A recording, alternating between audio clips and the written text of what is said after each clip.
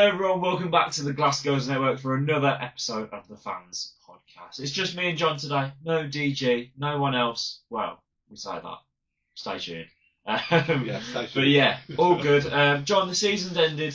How are we feeling? We're a bit. Well, I say we're not enjoying our football at the moment, but we're getting around, aren't we? Still, there's still plenty more games in Tier 5, Tier 6, wherever you want to go. Yeah. How you finding? No Stourbridge at least at the moment. Okay, so with Stourbridge, look, it's I think year by year we learn a little bit more about the area, which I think benefits us as fans. I think when it first started, we were very Stourbridge and Stourbridge only, which kind of knowledge kind of lacked because we only heard was propaganda basically. Everything that you heard in Stourbridge is all you heard about women's football. Whereas the more you learn about other teams and other clubs, you kind of can form a bit more of a valid opinion, I guess. Getting around, haven't we? So we've been to Shifton or Reddish-borough. We've been to Reddish-borough quite a bit, haven't we? Yeah. I can't remember where else we've been, but we've been around. We went to Lye to watch them on the last game of the season. Congratulations to them. Can you believe it?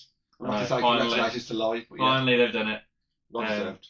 But yeah, it's been interesting, and obviously we know so many people in the area now that we can go to pretty much any game in the West Midlands and know someone. Great, obviously, DG's been to a few games that we haven't been to as well. He's been to your Redditch Uniteds and Alfchurch and things like that.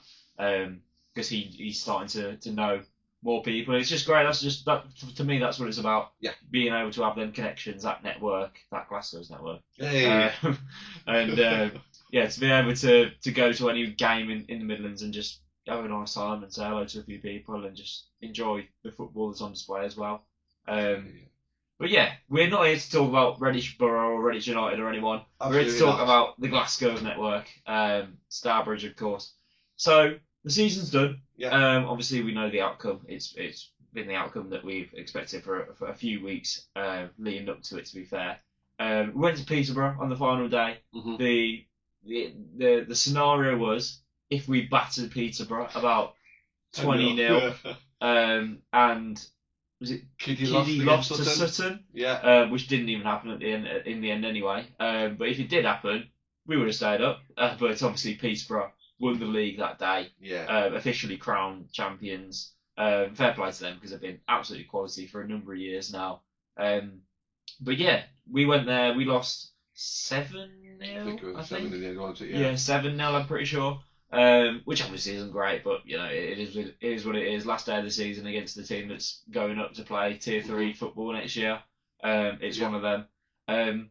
But yeah, let's talk about sort of everything that's happened post then, because there's not been a whole lot of official news. We've heard little snippets here and there. Yeah. But let's talk about what we know then, shall we? Okay. Start us off, John. Start us off. Yeah. So let's swap over. So you hold Andy Pountney. Here we go. I've got the power. Yeah, you hold Andy Pountney, and I'll hold the little list here. So yeah. I'll be mindful what I say here, but I was very fortunate to have about a 2-hour conversation with Andy Pountney a couple of weeks ago.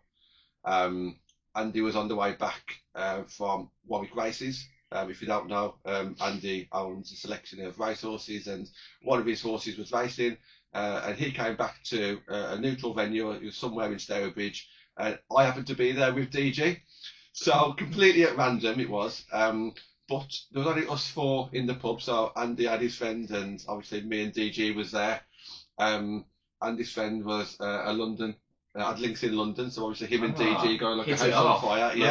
Yeah, London friends. So that basically enabled me to chat to Andy Pountney for a good 2 hours about the women's section, which I'm very grateful for. I think he spent the first 15 minutes talking about the horse racing, which was exciting in itself. Yeah. However, we spent a good hour and 45 minutes talking about the section, and I really appreciate the conversation that he had. He never said what I'm able to repeat and what I'm not able to repeat, so I kind of use my own judgment on that. But what I'll do is I'll just bullet point a few topics that we spoke about, and then obviously I'll just be mindful of the kind of things that we actually get into. So I think the first thing he says to me was obviously Andy Fisher retiring. We wished him all the best. He says to me, look, if ever you see Andy Fisher, he wants to invite him out for a coffee and have a bit of a chat with him. It's been a while since they've really seen each other. It's Andy Fisher's 40th birthday coming up as well. So I know that Andy Pountney's been invited to that, and Andy says that if he was in the country, then he'd like to go down and see him. He had a lot of kind words about that time because he was so successful. Yeah. Much like a few people around the place, he thinks that Andy Fisher may come back after a few months or maybe a year or so. I did try and say no, I think that this is it, but you never know. Maybe in 2 or 3 years, maybe it's a bit different, isn't it? But so yeah, we had a good chat talking about that one. Obviously, I'll bring you in shortly, Kieran. I'll just bullet point them and then we'll bounce off each other. The other interesting thing was ticket prices for next season. So this is confirmed at all. So obviously, I'm not going to say, but let's just say the fans will be really happy if what they suggest actually happens, because it will be at a reduced rate. I'm not going to say what the rate would be, but it is exciting for fans who still want to turn up and watch us in the regional leagues. Now, I appreciate the next season we're not playing glamorous names anymore. No. The Albions have gone, the Peterboroughs have gone, and I'm not going to offend any teams out there, but the more local teams aren't they? People didn't hear of Stourbridge about 4 years ago, so maybe that's got a bit of relevance in there. But what I would also say is it might also attract a few more away fans because it's a bit more local. Yeah. So ticket prices they're definitely looking into in a positive way. Let's talk about the standards and the Stourbridge standard or the under-18s. So right. I don't know if we mentioned it on the previous podcast, but we've definitely mentioned it over the season and over previous seasons. What's the best way to go here? Is it having an under-18s team or the Stourbridge standard team, or both? But I don't think we're in a position to have both at the moment. We know this has come up, publicly around the ground, and I know Baylo's mentioned it as well. So at the moment, we've got an under-18s team that's able to go for 1 more year, but we have no Stourbridge standard team. So the conversations are being had. Do we change under-18s from Saturday football, put them in the women's pyramid as a Stourbridge standard team? He spoke at length about the fondness of the girls section. So in Andy's mind, he would love to have a girls section from like the age of say 10 upwards. A team for every level. Yeah. And then obviously feed into the under-18s and then potentially then straight into tier 5 if they're good enough.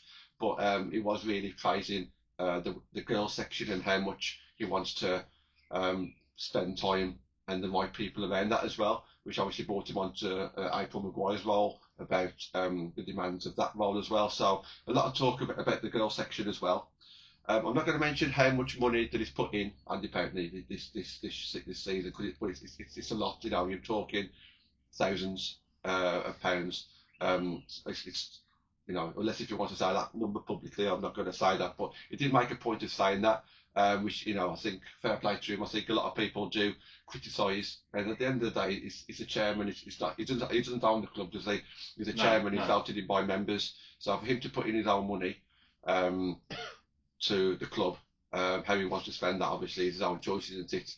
But for him to put that money in is a massive big thing, and fair play on that one. Also, I mentioned his own role. So obviously being the chairman, he did mention that there'll be a meeting at some time over the summer where his role could potentially change or something slightly different.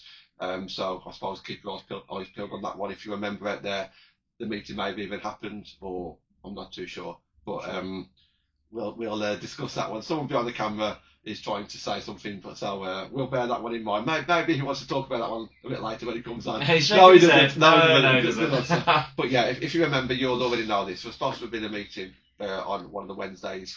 I don't know what's going on there, but it's a voting procedure. Stourbridge Football Club is run by members, and obviously Andy Pountney is the chairman of that membership team. And then the last thing, I suppose, was the biggest conversation and debate and everything that you want to say. I mean, DJ, I'm surprised he loves a good debate. He didn't even get involved. He was chatting to his London friend. It was about the culture of the club. So I think Andy spoke a lot of the time about how it used to be, I guess, when we was winning matches, but also celebrated hard as well. That drinking culture that we was well aware of, the amount of players that was involved, and a lot of players that was under the age of 18 as well that he had to be mindful of. relationships. Obviously, when you've got that many people around each other, it's going to happen, isn't it? So he was very conscious of all that a couple of years ago, and he stressed that like the changes that he made wasn't down to like performances on the pitch or anything like that. It was all about just the culture and keeping control of, I guess, everything that was going on. It was, it was big ones. It's hard to control the fans because we had like 300-400 fans. Hard to control social media. Hard to control relationships and people, drinking, this kind of stuff. So he stressed that, and I don't think it's anything that I don't think I've said anything there that we didn't already know about the culture side, because it has been spoken about over the last couple of years. But he just kind of emphasised all those points, and it was great to speak to him in a bit of a neutral venue. I'll hand this back over to you, Keith. Yeah, then, there you go. You can have him back. We'll just touch on. We'll just touch on a few of those points, whatever you want to talk about there, Keith. Yeah, I think that's really, really positive what you just said there, John, to be fair, because obviously we hear so much and we don't know what exactly is always the truth. Yeah. Obviously, people outside of Stourbridge tell us about Stourbridge. So, like, it's one of them where, is it Chinese whispers where things get passed down? It's not the 100% truth. But when you hear it from a person like Andy Pountney, obviously you know that is sort of gospel in a way. Yeah. And that is the stuff that you should be believing, and it's all positive from what I hear. Obviously, the stuff about the match day experience and just the structure of the club as well is really, really exciting. Obviously, it has to actually happen. It's all good saying these things and making it sound lovely and all, but if it doesn't actually go anywhere or nothing happens, then it's one of them, innit? Yeah. But it's a funny one because we're going into this season. We don't really know much about what's happening. Obviously, towards the end of last year, we knew Aid was leaving. We knew Mike was leaving the year before that. Mm-hmm. This year, there's still a bit of uncertainty around that sort of thing. Yeah. Which I'm sure we're going to speak on in a bit more in detail in a bit. But yeah, I just think like it would be lovely to have some sort of clarity. Whether that can even happen yet, maybe decisions haven't been made yet, but at some point you'd like to hope that there's like some sort of statement or a social media post or whatever, just confirming this is what's happening, this is who's staying, this is who isn't, this is what Stourbridge Standard looks like next year, this is what the ground situation looks like, stuff like that. All of the things that we as fans care about, and that are important to us, that your typical people that attend one or two games here and there might not care about, and they might not be asked about looking into. Mm-hmm. But to people like us who live and breathe the club and care about the girls and care about all aspects of the club, it would be nice to have that I guess closure in a way for those sort of things, wouldn't it? Yeah, we've seen it on all the other tier 4 teams. Obviously, we're not tier 4 now, but tier 4, tier 5 teams that they are tweeting stuff out, and we haven't. I think you've hit the nail on the head. I don't think they've got any answers yet to give, but you see all these expressions of interest is one thing that you've seen at the moment. We've seen announcements of people leaving, and we haven't done any of that just yet. Is that because they're probably waiting on a few things? Yeah, probably. That's absolutely fair. And I think we've kind of come to get to know that our social media isn't as active as it once was, which is a conversation in itself, isn't it? And maybe a volunteer can come in over the summer to put some of those tweets out and to support in some aspects. But yeah, I think at the moment it's very much up in the air. I think the whole area is up in the air. Yeah. Look, we'll talk a bit about Baylo towards the end of the show and how important we feel Baylo is. But I think we've seen so many managers in the area, and first team coaches, assistant managers, head coaches. All these roles are now vacant. Clubs are now in the open. It might tempt other people to move around, and it might have a knock-on effect with Stourbridge. I'd like to definitely hope not, but that could be the case as well. Are they just waiting? Are they waiting for Baylo to reach some sort of agreement with the club? Are they in talks in some capacity there? So lots going on. Are they waiting until the end of the regional season? So are they waiting for the end of tier 5 before they can announce something for whatever reason? Loads of things going on. But I think some sort of closure to last season and some sort of looking forward would be good. I think it's quite easy to be critical about the club in certainly the last few years and stuff. And we've been part of it. We've been critical of stuff we don't believe is right, and things that we don't fully agree with. And that's fine to have that opinion. But I think when you speak to people like Andy Pountney, you realise that there's a bigger picture to it all. Yeah. And that he's just a guy that doesn't. Well, I guess he does run the club, but he doesn't earn millions from it. He probably doesn't earn that much at all from it. Probably just goes straight back into the club. Yeah. But yeah, so speaking to him and having that understanding that there's a bigger picture with the ground, and that's been on their mind for a number of years now. And I'm not saying that the girls section should fall behind because of that. I still hold the opinion that if it's not Andy Pountney, Andy Bullingham's first choice of something on their mind, then it should be someone's. We've all said that. So just jumping on that one, is that something that they can potentially wait for? Is that something that we can do this summer? Can Baylo bring in a second person? It doesn't matter how you kind of label the role. I remember speaking to Mike and Andy many years ago when I first started. The name of the role can potentially give egos to people, and I think that's a great quote, and it's always stuck in my head. If you've just got two people who can work together, one with a tactician, one with a man manager, one with a commercial person, one person with the on-field person, whatever. If you've just got a team of people together, one can look after what you're suggesting there, and the other one can look after maybe match days and the actual games, then I think that would work really well. I think that's also then on the people that are at the club currently to make that desirable. To you obviously want to attract the best of the best when it comes to that sort of thing, because it's such an important part of the club. Yeah. That if you don't have the right person, it could really, really harm you in a way. So I think making Stourbridge that desirable place that it was once. Yeah. We've spoken a lot about how on the pitch it's looked a lot better this season compared to last year, especially. But still off the pitch, there are things that potentially aren't right, which you'd like to imagine. New season, new slate. Let's build something really positive. Yeah. And look forward to that. And it could happen. And obviously we spoke a lot there about off the pitch, but the positives are on the pitch where it comes to the youngsters that are coming through. And we just speak a little bit about them because we've got some stats that we'll go through as well very shortly. Let's just swipe that one across as well. When you talk to the players after the game against, was it the penultimate game? Was it Bolmere? Yeah, it was Bolmere, wasn't it? Yeah. So let's just throw a few out there. Molly May Summer says that she would love to say. Yeah. So I think that's obviously a positive. She's obviously been at the club a long time. She had a year out. Well, she got injured for a couple of years. Had a year at Kiddie Harriers, but it's nice to see her come back this year. We know that Caitlin Dealey is off to America. Yes. But shout out her because she has said that obviously they get a bit of time over Christmas and that to come back home. She has said to us a number of times that she would love to come back and play for Stourbridge when she's allowed to, which I think is just absolutely fantastic. Just another reason why Kate Dealey's such a great person and player. And we've got a stat coming up as well, which surprised me.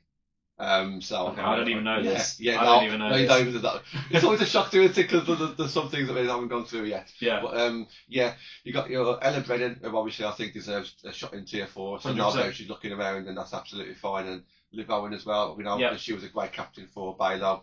I've learned a lot about Liv that I didn't know before she came to Stourbridge, and you'd like to think that she would get a tier 4 spot as well. Look, if she stays brilliant, or she might look around, not get what she wants, then comes and pairs back up with Baylo. As long as she pairs up with Baylo at this club and at another club, that's always another watch out, isn't it? Yeah, of course. So I think there's a few things that still needs to be decided on the playing staff wise, but hopefully we can keep a lot more than previous seasons and get that stability, I guess. Definitely, it would be nice, wouldn't it? It's like every summer we go into pre-season and we're in Dudley College and we're like, right, who's that? Mate. It would be nice just to know a few names at the start of the year, wouldn't it? Really? It would, yeah. And obviously that's down to social media as well. So obviously there's going to be players that we don't know. Year by year, lately we've been going down the chain. So we might have known a few tier 3 players, but then we brought in tier 4. We was then in tier 4, so we brought in tier 5 players, and it could be a point where we're bringing in tier 5, tier 6 players this summer, or bringing in through some under 18s that we may not know. So it's down to the social media again to kind of get that little interview with them, even if it's just like 30 seconds. Welcome to Stourbridge, what brings you here, or tell us a little bit about yourself, and just little things like that. It all helps, doesn't it? And keeps that loyalty towards the club. 100%. Shall we go through these stats? Let's go for it. I think, John, you're going to overlay these on the screen right now for the people at home. There's a lot there. Shout out Rich Clark, who's made all this for us. It's a hell of a lot of work. There's a lot there, so I'll go through it. But first of all, Kieran just touched right there. I mean, Rich Clark does a lot of things and gives us a lot of information, and sometimes I name him, sometimes I don't, because sometimes I know that he likes to go under the radar. But I think times like this, people need to recognise and remember that there are people out there that still do a hell of a lot for. The only reason why they would do that is for not themselves, but like the fact that no one's asked them to do that. They're doing it off their own back. And Rich Clark has been getting stats for years and years. Some of the things that I'll come up with in a bit, nobody else at the club will know. So I think fair play to Rich, and thanks for sending it over. We sent it over a couple of weeks ago. So there's 3 different ones I'm going to talk through, spreadsheets. And then a few points, a few quirky ones as well. Yeah. So this one here is just women's first team appearances and goal scorers. We will put this on the screen. So the one that I want to shout out here, Caitlin Dealey. Wow. Why? Caitlin Dealey has had more starts than anybody else apart from, is there another one? Liv Owen. Yeah, that's mad. So I did not know that. No. So I think she went under the radar so much at the beginning that I just didn't even know that she started. Is that every game that we've played, 29? Is it? It must be because there's 22 games in a season, so it would be 29, I suppose. With a few cups and With stuff. a few cups, yeah. So that's incredible. Yeah, and that start. That's not even like a off the bench. That is a start. Yeah. In fact, looking at it, I'm just looking now. She's not even been a sub. No. She's always started every game. Which, again, you would have thought that we'd clock that throughout the season, but it just completely, like you say, went under the radar. Massive, yeah. And obviously Liv Owen as well. But obviously we spoke a lot about Liv Owen. Yeah, you'd expect your captain as well. Yeah. But I suppose in that midfield 3, we've always said about Bella Martin and Ella Brennan, we don't need to go off rolled ground. But I think at the start, they probably took our eye so much that we might not have even clocked Caitlin Dealey started, which is a massive shame. But facts are there, so I'll thank you, Rich, for that one. Obviously, have a look if anything takes your eye. Goals-wise, Ella Brennan with 8. I will just say as well, obviously, this right-hand side is their Stourbridge's career, so so this is this season, but that's overall in total for Stourbridge. Yeah. Erin Griffiths on a whopping 63 total games played for Stourbridge across, was it 3 years now? 3 years. Well, Mike Harris was out. I think Mike Harris is the one that brought him. So massive, isn't it? Yeah. And if you talk about that, you can talk about Chelsea Hassel as well. She's not on this season, but I've got another one a bit later where Chelsea Hassel's got quite a bit. Molly Mae Summers as well. Yeah. 19 total goals in that would have been her Stourbridge career. Yeah. Obviously, she didn't actually score one this season. Obviously playing slightly a different position than we're used to seeing her play back in the day. But 19 goals in 44 games. When you take into account that she's not scored one this season, that's still a very, very good record, isn't it? Yeah. Hopefully we can see. Obviously, as you say, she's interested in staying for next year, hopefully. Absolutely. So get her back to her best, backfiring. Ella Sharp, 27. Not too many by this season. It's the maximum's 29, and she's got 27. Yeah. That's not too bad at all. Isabella Martin, 29 in total, 4,000 substitute appearances. It's great to see. And there's a lot of youngsters in there that would have played like say under 18s as well. So they've played a lot of football this season. But really good on this one. It's there's a few I want to go through, so I'm going to swipe across. Here we go. Oh wow! Yeah, this one gets even more. I can't even read that one. Here we go. So this one here is across the amount of appearances and goals that they've scored across all the sections. So not just the first team, but also the Stourbridge standard team, just for this season, yeah. I think got. Yeah, it must be just this season. I think. Yeah, it is. Yeah. I'm just trying to figure out. There's so many numbers on my screen right now. But then you got total, which is 82. So Chelsea Hassel, who obviously played for us this season, has even logged that. So because she started the season with us, Yeah. she's on the spreadsheet. And she scored 53 goals in 82 appearances, by the way. Yeah, so to all the players that's played for us this season, I know that she's not with us currently. However, 53 goals. That's good going, isn't it? That is very good going. Yeah.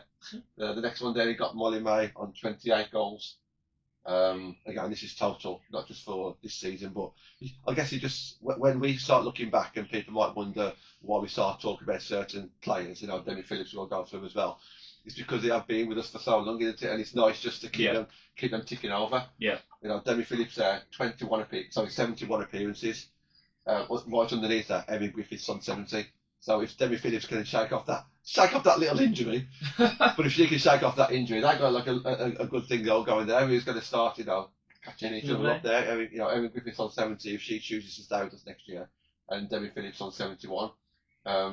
But 63 of those appearances are with the first team as well. So it's not like she's been in the development team and reserve team, standard team. Yeah. That's all first team. And there is another quirky one coming up. I really hope that I remember to go through some of these. Oh. And it's to do with Erin Griffiths. Oh, massive, wow. Okay. Massive. It's another one you won't even predict it, but it's true. Get you thinking out. Yeah. What I'll do, guys, is I'll put these on the screen so you can actually just look at them. Give it a pause and either read if you want. There's plenty going on. There's a lot going on, but obviously we can't go through them all. But honestly, it's absolutely fantastic. I missed one. Oh, I'm just two. Attendances as well. So I'll tell you what. I'll quickly get the attendances on my phone. If you just hold that one. So what Richard Clark's also done, he's got some attendances for this season. He's also got some for previous seasons, but let's just focus on this season right now. Thankfully, I've got it here on my phone. I'll put it on the screen as well. So he's got the attendances in the style of the fixtures, home and away. Yeah. He's got that there. Oh wow, that's a lovely little graphic. Yeah. Yeah. So sorry guys, but I'll put this on the screen afterwards. He's worked so hard on it, but I say he works. He does it every Tuesday. He's on FA full time, waiting for them to post. Yeah. So he gets the official stuff, and he'll go back at the end of every season or whatever, and just collate even more stuff. So just regarding Stourbridge attendances. So we started off. Some of the bigger ones, as you'd imagine, would be Kidderminster Harriers. 217 at that home game. Good. Which is absolutely fantastic.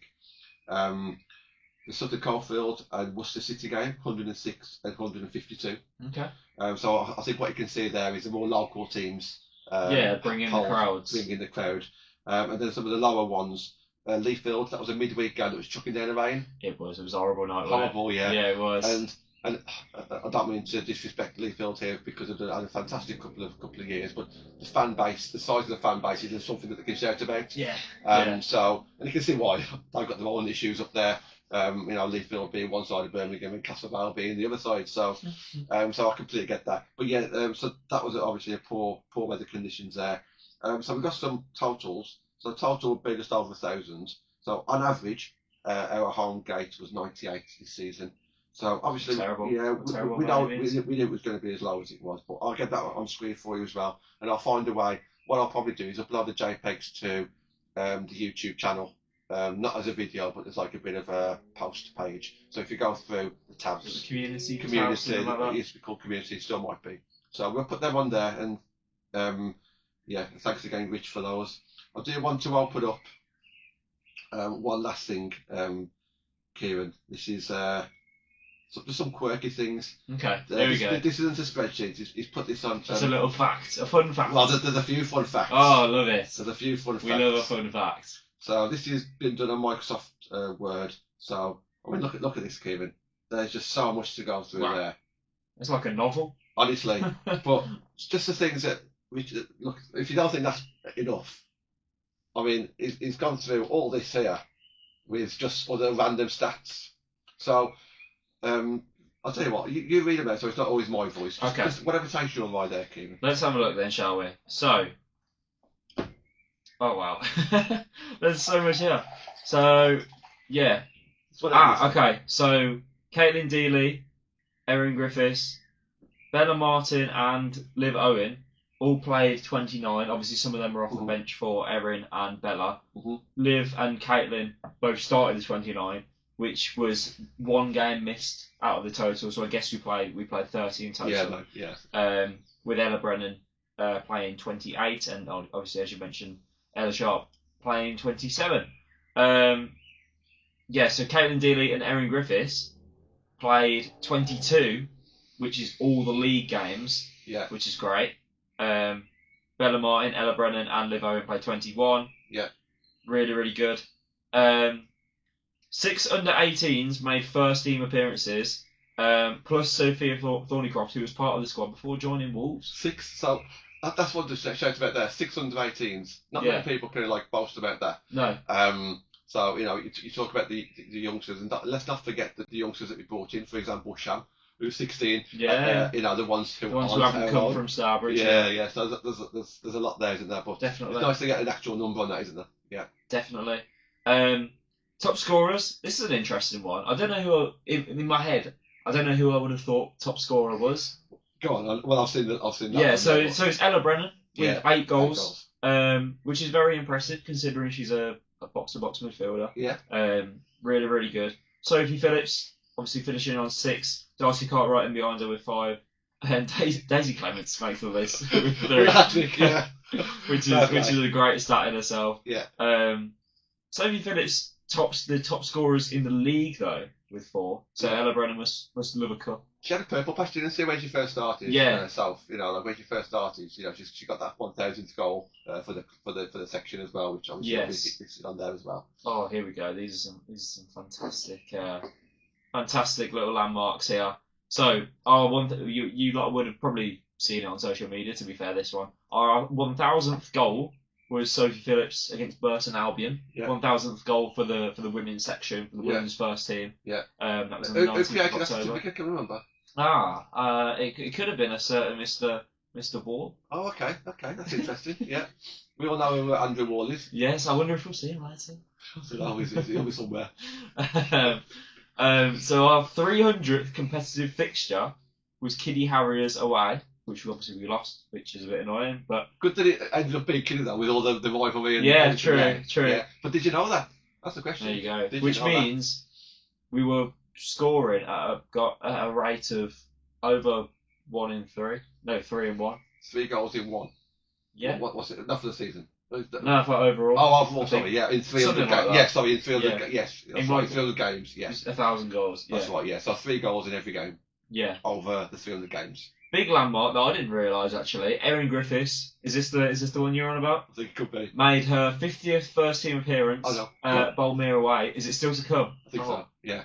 50th appearance. I was going to say 50th Boldmere appearance there. 50th appearance for Stourbridge against Boldmere away on the 7th of December, which is massive. Halfway to a centurion. Yeah. Obviously, is there only 4 centurions? People that have reached. Yeah. So Lil Beth, Amy, G, and Esme. Yeah. So, give her one more season. One more year potentially. One more year. Could be, couldn't it? With all the county cups and league cups that we're going to play in Tier 5. And you'll know why she's got that shortly. Oh, okay. I can't wait for this. Daisy Clements scored our first Glassgirls hat-trick since March 2023 versus Lincoln United at home. And I believe we absolutely battered them that day. And is it DZ and Lois both scored hat-tricks in that game? Yeah. Something like that. And was it Ella Brennan that was playing against us when she was a youngster? Yeah. Thanks to Ella's dad for letting us know that one. Yeah, I don't know if we mentioned that on the pod, but Ella was playing. It was like 16-1 or something, wasn't it? Yeah. And Ella Brennan scored the 1 goal for Lincoln, which is a mad little, full circle moment. Was it Lincoln or no? What it was it? Lincoln United. I've got here. I might have been. No, I don't know if it was. It might have been a different game then where we scored that 16. I can't remember. I can't remember either. Long Eaton. Long Eaton. Long Eaton got the camera. So what's the Long Eaton? No, the Long Eaton was the last time that we scored after. I can't remember. But it was Long Eaton where we. I can't remember. Yeah, it was something like that, wasn't it? Yeah. Yeah. Someone behind the camera might clear something up. Yeah. Is there if only there was a statter behind the camera? Yeah. Someone with a good memory. I've not got the good memory. speaking of not so good memories, our County Cup quarter-final defeat, that was something that was... Our County Cup quarter-final defeat to Rugby Borough on the 18th of January was the first time we've ever conceded double figures. Okay. Which, you know, considering our Tier 3 stints last year, is pretty impressive. Yeah, it is, yeah. And a quirky... Oh, this one starts off with a quirky one. This is great. When Sheffield went 1-0 up at Stourbridge on the 5th of April, it meant we had scored exactly twice as many goals as we had conceded at that point in our history. 1,022 versus 511. Our for/against ratio had never been below 2 until that game. Yeah, I think you might have mentioned it on the last podcast. I think he kind of said so. Yeah. So we've always basically scored double than what we've... wrap your head around that at home. Yeah. Again, all the stats that Rich has got, absolutely fantastic. Yeah. Absolutely fantastic. No one else has come to even close. So, I think this is what you're on about, John. Go on then. So, our totals for our entire time in the National League, our 4 seasons that we had, obviously 2 in Tier 4, 2 in Tier 3. Yeah. Our stats are 1, 27, drew 10, lost 51, which, considering a club of Stourbridge's stature, and considering what the last couple of years have been like, it's definitely not too bad at all. The biggest win, here it is, 16-1 against Long Eaton. That's the one. There you go. That's the one where she scored. Yeah. That's Ella Brennan's game, Yes. And the most appearances. Okay, so this is great. So the most appearances across the 4 seasons in the National League are Erin Griffiths on 51. Okay. Which is cool. It's not even that. It's not even that. It gets quirkier than that. Erin's got so many stats. Wow. Erin Griffiths made the most appearances in that period. Rosie Emberley follows with 42. Sophie Grave with 40. Zoe Clark with 37. Esme Moran with 36. Daisy Clements, Meg Hadley, and Mill Rogers with 34. And Neve Deasy and Hannah Fishwick with 33. Okay. They're all legends there, aren't they? Absolutely, all Stourbridge legends. Big Bet legends, Hall of Fame a bit later, by the way. 10 players just made just one FA National League appearance for us. I would love to know. He's not listed those. Say that again, sorry. 10 players made just one National League appearance for us. Yeah. I would love to hear some. Yeah, let's have some guesses. Not now, but we'll have some guesses maybe and just ask Richard for those answers, because he'll have them. Oh, this is great as well. This is great. Exactly 100 players played for us in the National League era, which was Sophia Thornycroft, who became the 100th when she came on against Lincoln. Tara Appleton beat her by about 15 minutes to be the 99th as a sub in the same game. How about that? Mad. Yeah. Love that. So, Demi Phillips, there's so much to process here. I can't do it all. I know. Demi Phillips was the only player to play in our first and last season. She was a sub in the final game of the 22-23 season against Peterborough, which is where we won. And Kira Scarlett scored the goal. Oh, was that a league game? I can't remember. That would have been away, wouldn't it? Kira Scarlett. Sato, any ideas, Sato? I'm not too sure on that one. I think that's correct, but I'm not sure. Or did we lose that one? And it was. I think we lost 1 out of 4 games that we played against. We lost in the cup against them. I want to say. I don't know, something like that. And I've got a thumbs up for that. Oh wow!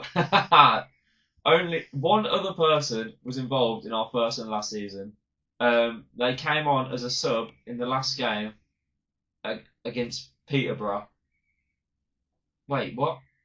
Yeah. Oh, yes. Well, have you read this one? Probably, but carry on. I can't remember. So one person was involved in our first and last seasons. Right.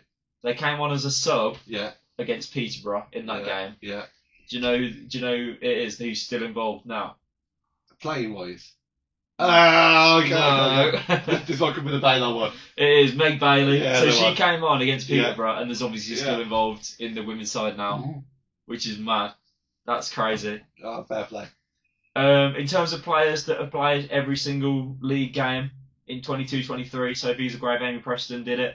Yeah. We've always had 2 doing it as well, which is weird. Yeah. 23-24, Rosie Emberley and Hannah Fishwick played every single league game. 24-25, Daisy Clements, Erin Griffiths played every single league game. 25-26, Caitlin Dealey and Erin Griffiths again played every single league game. Oh, Is this it, John? I think this could be Is a this good it? I thought, yeah. This could be the stats. Erin Griffiths' debut, which was against Newcastle United at home on the 10th of March 2024, has played every single Women's National League game since, either as starting as a sub or starting, obviously. So the final 7 games of that season, plus the 2 last year. Played every single league game. That's mad. She's only missed 3 games in total since her debut, which would be cup competitions. Phenomenal, mate. That's incredible. Yeah. No injuries, no suspensions, no resting, not being dropped from the squad, you know. Ever present, Erin. Fair play. Fantastic. And it's things like this that highlight things that we might not look at as fans, because obviously Erin just go under the radar for a number of reasons. She's fairly quiet, isn't she? But, you know, you hear things like this. You know. Yeah. This is great. This is so good. So, in terms of our top scorers across that period, obviously, I think you can probably guess who's top. Niamh Deasy with 22 goals. Lois Jeffries, 15 goals in 13 games. That's crazy. Got us promoted, didn't he, in the end? Yeah, pretty much, yeah. Mil Rogers, 12 goals. Alex Nicklin with 8 goals. Zoe Clark and Amber Lawrence with 7. Lindsay Glover and Esme Moran with 6. Oh, fair play. Wow. 39 different goal scorers in total, plus 1 own goal. Yeah. Only 1 own goal in all that time. Yeah. That's good. Can we remember who that was? Oh, Richard can. Oh, that's really testing. He'll probably know exactly. We'll spend the evening thinking about that. Yeah. So the first goal that we ever scored in the National League was Niamh Deasy versus Lincoln City back in the 28th of August 2022. Obviously, that was the second game of the season after we lost to Sheffield FC, on the first day. And the last goal, Sophia Thornycroft versus Bolmere. Lovely little lob over Ellie Mae Locke on the 12th of April 2026. Wow. I feel like I should pass this to DG here because it says about standards. Yeah, we'll stats. save that one back because we got some appearances and goals for Stourbridge standards. Yeah, let's save that for when he's here, shall we? Yeah, no problem. Well, John, thank you for that. Rich Clark, thank you for that. Thank you very much, mate. Yeah, what a legend he is. Yeah. Obviously, still does so much for the club behind the scenes that, you know, we don't always see as fans. But yeah, there are plenty of people who still care a hell of a lot about Stourbridge and Stourbridge women in particular. Right, I'm knackered after that. I know. So what we talk about? What should we talk about now? Well, before we do the Hall of Fame, we just want to talk a little bit about Baylo then. Yes, let's talk about her. Obviously, you saw her yesterday. Yeah, we did. Redditchborough versus Shifnal. That's still the game that we went to. Walsall. We did, yes. No, Lichfield. Yes, Lichfield, where Lichfield won promotion to the league that Stourbridge are going to be in this next season. But yeah, it's really nice, obviously, seeing Baylo obviously as the gaffer. She gets on well with all of us, and you know we respect her opinions on things, and she always has some good views on things as well. Which is why we want her to stay. Yeah, basically, yes. Not only is she a great football manager, but she's a great person as well. But of course, the fact that we've said it a number of times, the fact that we haven't been the whipping boys of the league this season, I think is a lot of credit to her. The fact we've been in the fight until the very last day is something that you can't ignore. And if you're a National League club after a manager, you can't ignore that. And I think I think it would be naive of us as fans not to. Have we got a photo of them? There we go. To not be, asking the question. They've done such a good job this year. Why would you not want to test them for another year with a bigger badge, slightly better players, things like that? Because I think they're worth it. I'm not saying I want to see it. I don't want to see it in the slightest. I want them to be at Stourbridge forever. Yeah. But let's talk about it then. What does a future look like without Baylo? Do you think? Without Baylo, I think we've said for a couple of 3 months. I think I messaged on a group chat with DG in it as well, and DG was ever the positive, saying, "Oh yeah, we just get another manager in and we go again." I've seen that. I'm bored of doing that now. Exactly. I think every time we see that, we tend to drop down a level. So let's not do that. Let's try and build what we've got. and it's going to be obviously very awkward to do that. However, I think it'll be even more awkward without Baylo. So if Baylo goes, we know what's going to happen. We know that we'll already lose some of the best players, even if Baylo stays. So if Baylo then goes, she'll take some of those under 18s with her. You'd think, Yeah. because that's what tends to happen. Your Bella Martins, your Frankies, players like that. Absolutely, yeah.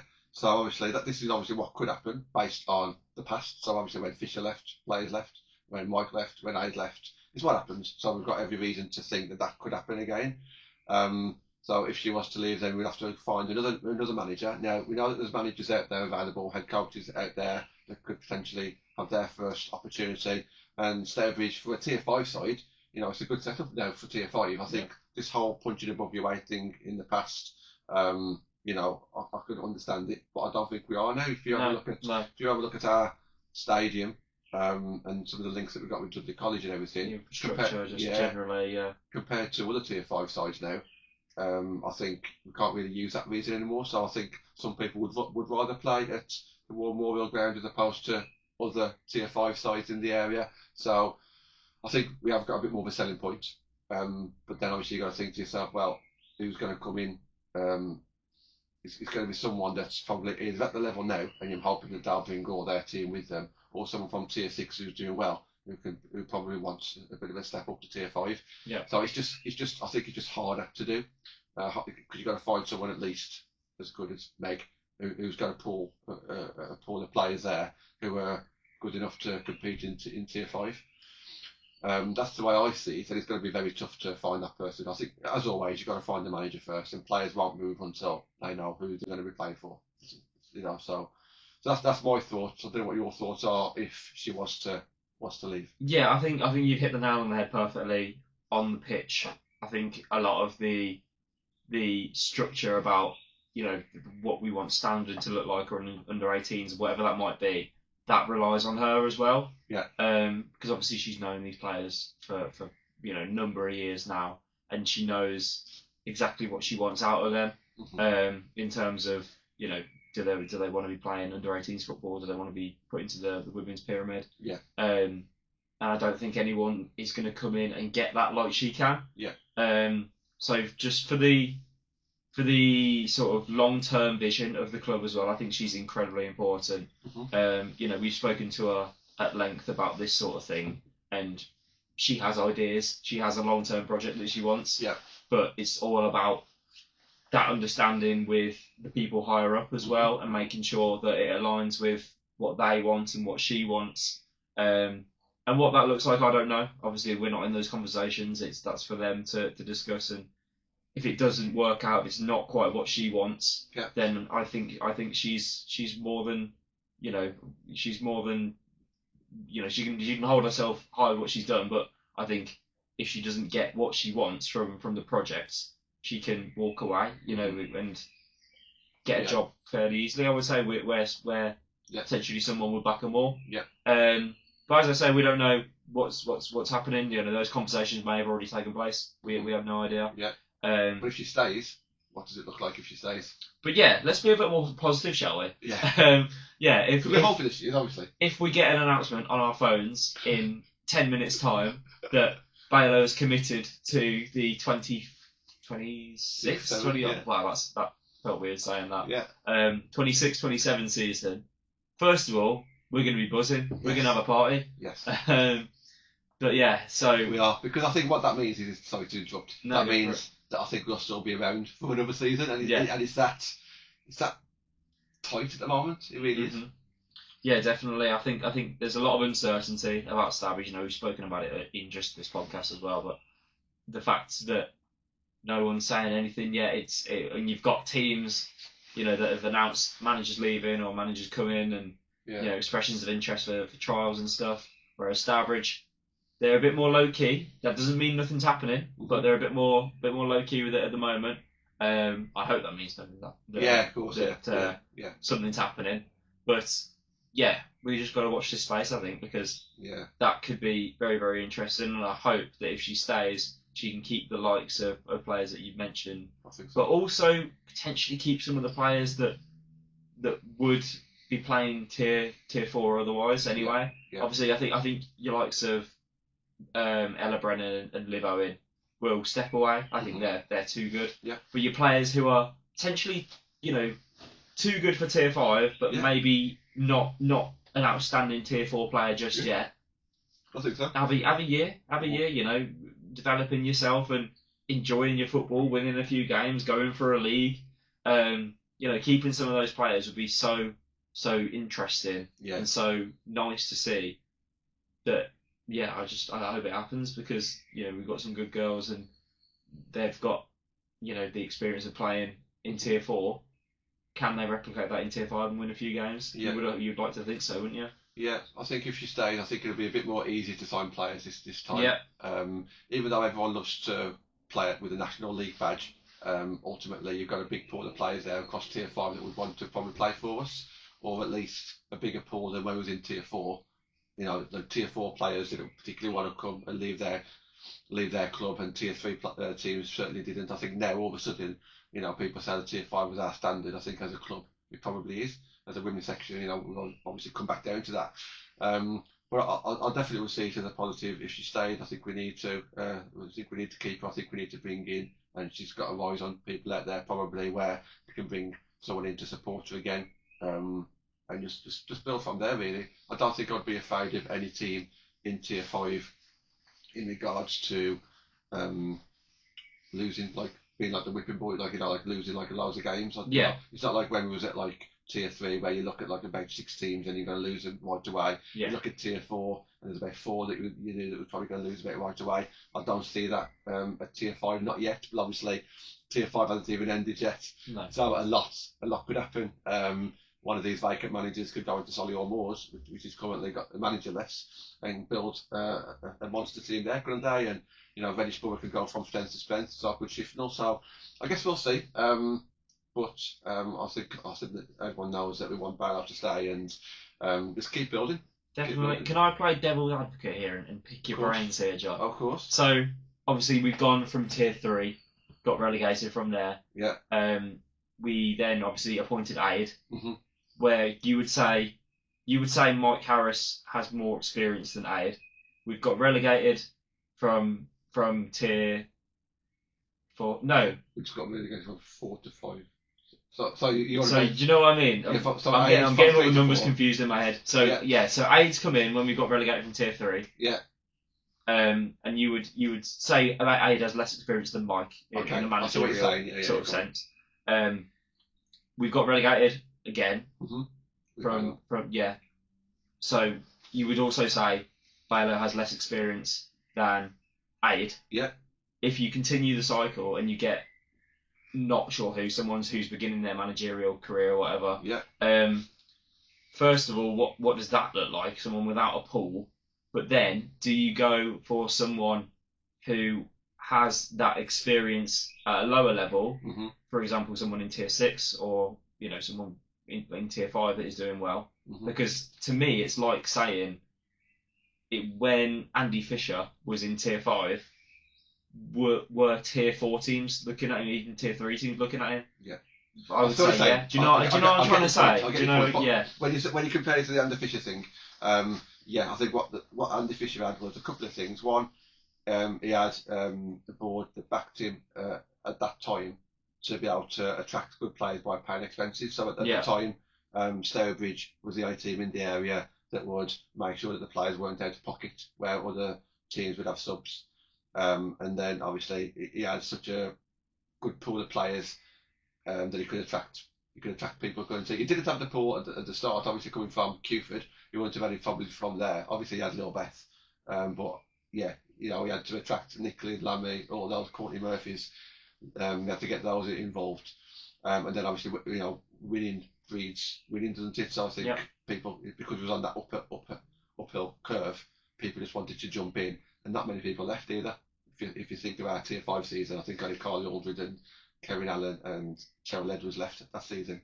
So I think obviously slightly different there, but if there is someone at tier 6 level that knows and feels that they can bring in tier 5 players, or they can bring an assistant manager in with them who can bring in tier 5 players. For example, like if Dave Healy was to leave Reddish Borough, as an example, he's got a pull with tier 5 players he could come across. So he could bring someone like him, or there's other people in the area.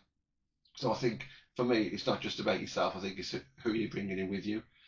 So if he wants to bring in another manager, I like to think that they could bring in someone with them who could also attract. I think that was the benefit of Mike and Fish bringing in Tash Tesco, because she had a bit of a pull with players as well.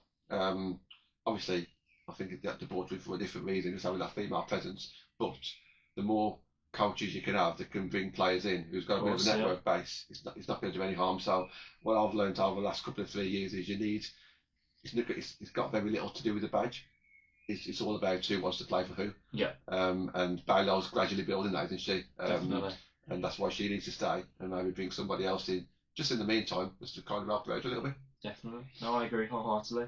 Shall we move on to our final segment here, unless you have anything to add? No, I think what we'll do is we're going to do some editing magic, I think. Yeah, so we're going to adjust the microphones and adjust the seats, and we're going to bring back somebody from the past. Ooh, who could it be? Stay tuned. Yeah. And as if by magic, Andy Wall has appeared in the Glassgirls Network studio. Wow. What a return this is. Andy Wall, how long has it been since you've been on the Glassgirls Network? We were trying to work it out earlier. It's been a long time. I can't remember when was the last time. I should have looked at them, really. Yeah. I reckon. Wasn't this season. Start of 8th season? Or Maybe. it's even the summer? Maybe. 2 seasons. Wow. Wow. You're watching from the shadows. Yes, watching you three. So. Yeah, love it. But he's back. It's long overdue. And of course, we have the Hall of Fame segment. Obviously, John, who did you submit last time? G Saka 2 months ago. Yeah, and I was Andy Fisher. Last month. The one after that. And yeah, we've got Andy to do his today. We're going to get lots of people on, even if it's just like them sending video clips of just saying who they want to submit. Yeah. So if you want to submit one, get in touch with me and John, and we can make that happen. But Andy, we've got you in the flesh today. We're graced by his presence. Andy, can you please tell us who you would like to submit to the Glassgirls Network Hall of Fame? Well, it's probably the only one person I can, and the player I did sponsor while I was at Stourbridge, and still continue to sponsor at the club they're at now as well. So it's going to be the one and only Amber Lawrence. So There she is. Can we see her? There we We go. can put it up on screen. Oh, look at that. There we go. With a lovely trophy as well. Yeah. that was when we won tier 4. Oh, What's happened there? pixelated that is, but Oh dear, That's we'll all zoom right. out. It's all, Once gone wrong. John will do some Well, magic. it's okay now again. Yeah, There we go. John will Yeah. do some Leave it. magic editing and Don't touch it. Yeah. That's okay. But yeah, Amber Lawrence obviously captained us for our tier 4 winning season. Yeah, what a season that was, and what a season she had that year as well. Obviously, towards the back end of our tier 5 season is when she made her return from obviously having a baby. Yeah. And yeah, so that was really nice to see, wasn't it? Because for us, it was our first proper look at her. Obviously, we'd heard so much about her being at Stourbridge beforehand and Kiddie and stuff like that, but to see her have a full season at Stourbridge and such a successful season as well was really good, wasn't it? Absolutely, yeah. But I just want to just ask Andy just a couple of things. Obviously, that era, you could have chose many a player. What is it about Lammy that you've always kind of stuck with her? As you rightly said, you've sponsored her for 3 or 4 seasons now, possibly one more season as well to come. One more year. What is it about Lammy that stands out? I was going to say a bit of a backstory. So first met Lammy in the 2021-22 season. As Kieran just said, she come back from after giving birth to her daughter, and I say it was Camden Court away. Correct. Correct. For you. So she didn't start that game, but did come in the second half. I think we was 5-0 up just after the restart, and Lammy came on in the 52nd minute, settled into the game pretty well, and then literally in the 69th minute got a goal back on a return. The world is well. Yeah. I remember. Pountney Murphy swinging across in from the right, and Right, Lammy's yeah. outstretched foot got on the ball, and she was away and got a goal on return, and you could see how happy she was and her teammates that she was back as well. So the perfect return, that, isn't it? Yeah, and in terms of like coming to sponsor Lammy as well, say when Stourbridge got promoted from Tier 5 to Tier 4, going into the National League, and remember that summer, the same, inviting people to sponsor players, and I remember, I'm sure, if I remember right, it was the Women's Euros final where England were beating Germany to win the Euros, and I remember speaking to Rich Clark and saying certain players had already started to be sponsored, and I said, who have you got on your list that needs to be sponsored? And I was like, and then he mentioned Lammy, and I was like, I thought that's the player I want to sponsor, and then and Rich said, oh, put your name down as their sponsor, and then I remember Lammy messaged me saying, oh, I've just been told that I was going to be a sponsor. She said, thanking me so much. I said, no, that's no problem at all. I said, you and everyone else at the club have made me feel so welcome when we started following them through their Tier 5 promotion. So, yeah, it was just like the start of many years of sponsorship, and say I've carried it on ever since. But I say, I'm watching Lammy play as well. It's just, like I say, it's her football intelligence. Yeah, just like her movement on the ball. It's like that when she gets on the ball, it's like glue to her, and it's like the drop of the shoulder, or just moving in positions as well, and just finding that space, and to get the ball into her teammates as well. And say, and say she wasn't afraid. She's not afraid to get stuck in as well. So it was like, and also, call things out and say, well, things are not going very well, or all things are going right. Keep the momentum. Yeah. And I think I remember, was it Tier 4? Remember the opening day of the season, we'd lost to Sheffield, but then the second, is it Lincoln at home. Yeah, and we was like, was it Tier 4 or something like that? I think we ended up battering them in the end. Yeah, I'm sure, if I remember right. I could be wrong. Rich Clark will tell me if I'm wrong, but I think Lammy scored in that game.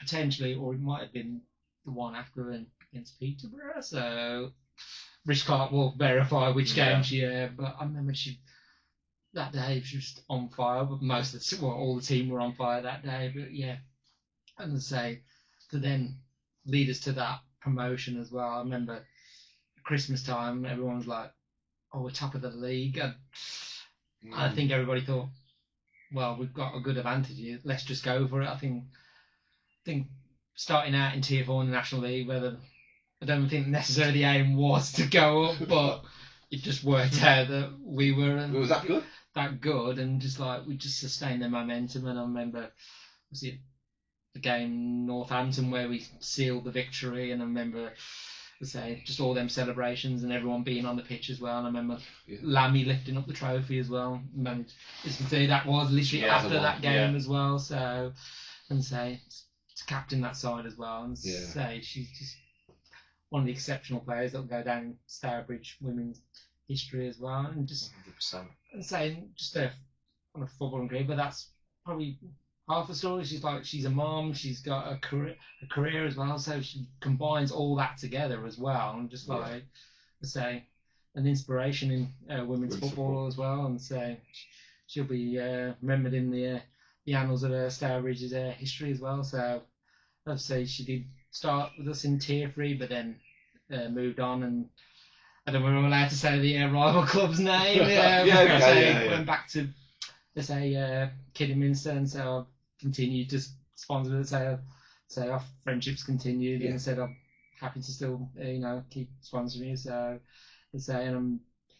she's just recently done a podcast as well, and talking about her career as well. And it was just interesting to see who she played for, and going through her footballing career, and just like how she came to Stourbridge, and the influence of Andy Fisher as well. I was like, and then going back to Kidderminster as well, because she played there previously to Stourbridge as well. So so it's just So if you want to listen to that podcast, it is out there. So, but it was just great to hear about her career and how far she's come, and over that course, and the evolution of women's football as well. Just thinking how times are changing, how things have got better, but can still get better as well. So, so that's So my thoughts on Lammy going into the Brilliant, yeah. Glassgirls network. I think you summed that up perfectly. To be fair, I think her story is so inspirational, like you say, that especially for me, being a massive fan of men's football for such a long period of time,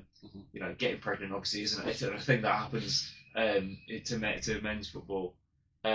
So you know, when I first started getting involved in Stourbridge women's, and obviously Lammy was pregnant at the time. She wasn't playing Yeah, at the time when I first It's got like involved. the I think I remember seeing her on the sidelines of one game Yeah, in he was- January. yeah. I can't remember who was playing, so No, I'd have to look back on that. But I remember Yeah. seeing her there watching the girls, and you know, say I bet she's thinking that I want to be on that pitch and helping the girls as well. But then I remember she was almost the poster girl of Stourbridge that year as well, wasn't she? Because I remember the National League actually came down and did a couple of video pieces all about her story as well. Obviously walking out with her daughter on a couple of occasions. Just all of it, and obviously a fantastic leader. And from what people might not understand as well is that she has such a great knowledge of the inner workings of a club as well. Sort of social media and sort of marketing and how clubs portray themselves. That, you know, when I worked on the social media at Stourbridge, I think she still does it at Kiddie, to be fair. She had quite a bit to say on what we should be doing and how we should do certain things and how we can, you know, benefit the club from certain decisions. Probably what people don't realise, the Exactly, things that go on behind the scenes Yeah. that people say Yeah. volunteer their own time and 100%. as well to, you know, promote the club as well through various means. So yeah. I can't really add much more than that. I think I could tick everything that I was about to say as well. I think one thing that we've all got in common with who we've inducted into the Hall of Fame is we've all gone back to the past, like who was the one that was there kind of welcoming us, who was the one that welcomed us, and who kind of like got our attention at the start. For me it was G, for you it was Fish, and obviously Lammy with yourself. And you talk about women's football, absolutely. She's when she puts a tweet out, you get a lot of not random people, but non-kiddie people or non-Stourbridge people all jump on it. Network, we speak about network a lot on this podcast with like bringing players in, etc. But her network of friends is amazing, and we haven't even spoken about like really before the Stourbridge kiddie days. When she was like say at Donny Bell's and all this kind of She's stuff as well. played for some well-known clubs as well, like Aston Villa, Wolves, top teams, and say she's known, isn't she? She's known. Baylo and Albion as well Yeah. was one that she mentioned on that podcast as well. So So absolutely, very, very, very worthy inductee, captain as 100%. well. Captain, legend. I was going to say, and I say, time she spent at Stourbridge and all those memories we made, I'll look back 100%. let's say fondly, and it would say those memories will last a lifetime, should I say. I'm trying to think of the game. There's I presume she was the one that scored. It's a celebration photo of her, DZ, and Lois, and they're all celebrating together down the shed end. I can't remember what game it would be, but it's the three of them celebrating together, and it's a lovely photo because it just those are like three of the reasons why we got promoted out of that league. Showing all the emotions and stuff. And I think I know. I can remember the picture, but I can't remember who. I can't remember. She's got she might have headed it in, because she's got a massive like mud splat on her head. I could That's the swear. one. I can't remember who. I can't remember what game that was, but John, if you can find that and put that on the screen. I think I know. I know where to find it. We'll have a look. We'll have a look. But yeah, Lammy, there you go. Hall of Fame, the third ever inductee to the Hall of Fame. We're building quite some names in this Hall of Fame, aren't we? Really? We're building a good super team here, aren't That's we? right. Yeah. Give it next year. We'll have a God squad. Thank you very much for joining us, Andy, as well. A great inductee, and not surprised. We know how fondly you think of Lammy, as well as the whole of that squad back in them days as well. But Lammy was a fantastic choice, not just for the Glassgirls Hall of Fame, but just a Hall of Fame for women's football. If he was going to have a Hall of Fame for women's football, this is probably the first time that we say this. Especially she would be up there, wouldn't she? So she's played a big part in it. Definitely. Yeah. Well done, Lammy. Well done, Lammy. In you go. But yeah, I think that's just about covered everything. We've waffled on for a bit. We said this was going to be a short one today, John. It's not. I think It's that's never the a stats short one. come out. The stats come out. Yeah, the stats. Shout out Rich Clark because the stats absolutely blew me away. I was going to say, Rich, if he finds any stats on Lammy as That's well. right. Yeah, send us all the Lammy related stats. We'd love to have them. But yeah, apart from that, guys, thank you for joining us. Thanks, Andy, Andy. lovely to have you on the channel Yeah. once again. That's Hopefully, you know, we'll see you back in the hot seat Over the sometime summer. soon.